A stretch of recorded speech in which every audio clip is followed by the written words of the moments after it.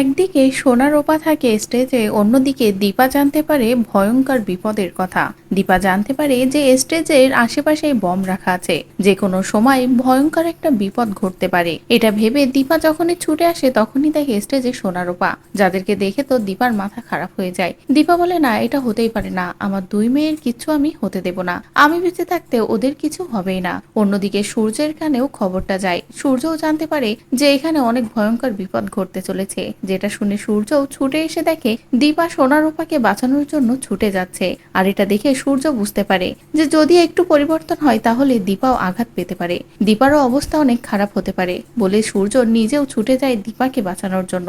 একদিকে সোনা রূপা, একদিকে দীপা, সবাইকে বাঁচানোর জন্য সূর্য ছুটে যায়। সেখানে গিয়ে পুরো পরিস্থিতিটা সামলে নিয়ে দীপাকে মৃত্যুর মুখ থেকে ফিরিয়ে আনে সূর্য।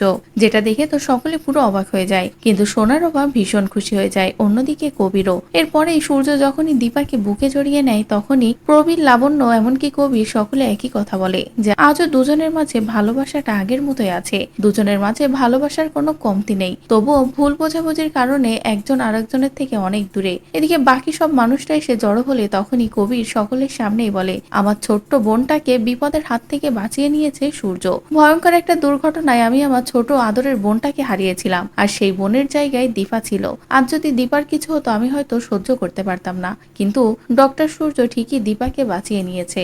যেটা শোনার পরে তো সূর্য পুরো অবাক হয়ে যায় যে তার মানে কি দীপা সত্যি কবিরের ছোট বোন, নিজের বোনকে হারিয়ে দীপাকে সেই ভালোবাসার জায়গাটা দিয়েছে কবির। এমনটা ভেবে সূর্যেরও ভুল ভাঙে। এদিকে দীপা বলে, ডাক্তারবাবু, আপনি দাদাকে নিয়ে যা ভাবেন পুরোটাই ভুল, আজও আমি আপনাকেই ভালোবাসি, আর সোনা রূপা দুজনেই আপনার সন্তান। যেটা শুনে তো সূর্য আরো অবাক হয়ে যায়। এদিকে লাবণ্য, প্রবীর সকলেই একই কথা বলে। তারপরে সূর্যেরও মনে হয় যে তার মানে আমিই ভুল ছিলাম, সবাই ঠিকই বলছে, সোনা রূপা আমারই সন্তান। তো বন্ধুরা, এবার যদি দীপাকে এমন মৃত্যুর হাত থেকে বাঁচিয়ে আনার পরেই সূর্য এত বড় সত্যটা জানতে পারে, তাহলে সেটা দেখতে তোমাদের ঠিক কেমন লাগবে কমেন্ট করে জানাও। পরবর্তী আপডেট পেতে চ্যানেলটি সাবস্ক্রাইব করো।